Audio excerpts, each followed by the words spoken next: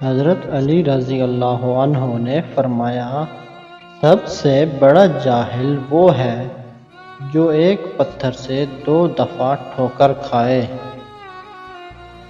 پریشان ہونے والے کو کبھی نہ کبھی سکون مل ہی جاتا ہے، لیکن پریشان کرنے والے ہمیشہ بے سکون ہی رہتے ہیں۔ خاموشیاں کبھی کبھی بے وجہ نہیں ہوتی، کچھ درد ایسے بھی ہوتے ہیں جو آواز چھین لیتے ہیں۔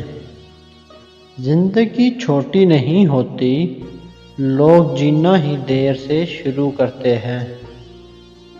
واحد اللہ کا گھر ہے، جہاں بغیر بلاوے کے بھی چلے جاؤ تو شرمندگی نہیں ہوتی بلکہ سکون ملتا ہے۔ پیسہ کمانے کے لیے اتنا وقت خرچ نہ کرو کہ پیسہ خرچ کرنے کے لیے زندگی میں وقت ہی نہ ملے۔